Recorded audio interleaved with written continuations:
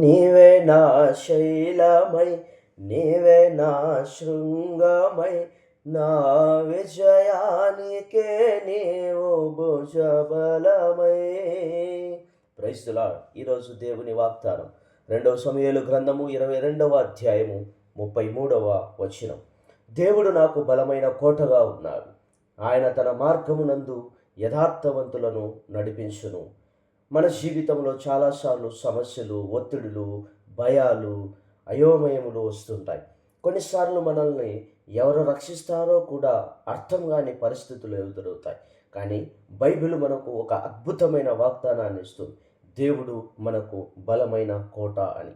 కోట అంటే ఏమిటి? రక్షణ, భద్రత, దాచుకునే స్థలం, శత్రువుల చేతికి అందని గోడ అని అర్థం. అలాంటి దేవుడే మన బలహీనతల్లో ఆయన బలం అవుతాడు. మన భయంలో ఆయన ధైర్యం ఇస్తాడు. మన యుద్ధాల్లో, మన పోరాటాలలో ఆయన మనకు ఒక గోడగా నిలబడుతూ ఉన్నాడు. కానీ ఈ వాక్యంలో మరో అద్భుతమైన మాట ఏమిటంటే, యథార్థవంతులను నడిపించును.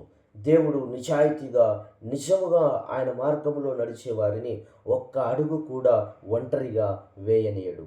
ఎవరో మనతో లేకపోయినా, ఎవరో దారి చూపకపోయినా దేవుడు మన ముందుండి నడిపిస్తూ ఉన్నాడు. మీరు ఈరోజు ఏ పరిస్థితుల్లో ఉన్నా, ఏ సమస్య ఎదుర్కొంటున్నా ఒక్క విషయం గుర్తుపెట్టుకోండి ప్రియమైన వారులారా, దేవుడు మనకు కోట.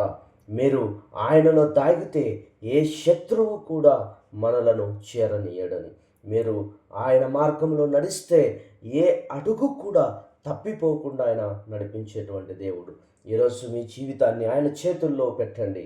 మన రక్షణ ఆయనే, మనకు దారి చూపించేటువంటిది ఆయనే, మనకు బలమును ఇచ్చేటువంటిది ఆయనే. కాబట్టి ప్రియమైనటువంటి దేవుని వారలారా, నీవే నా శైలమై, నీవే నా శృంగమై, నా విజయానికే నీవు భుజబలమై అని పాటకారుడు పాడిన రీతిగా ఈరోజు మనకు ఆయన తోడుగా, నీడగా, బలముగా, కోటగా ఉండి మన అపజయాల్లో, మన యుద్ధాలలో ఆయన మనల్ని సంరక్షించుటకు, సాతాను యొక్క బంధకాలలో నుండి మనల్ని విడిపించుటకు దేవుడు కృప చూపించాలని, దేవుడు మనందరినీ ఆశీర్వదించాలనే ప్రార్థనతో ఈ యొక్క వాక్యాన్ని దేవుడు దీవించి ఆశీర్వదించునుగాక.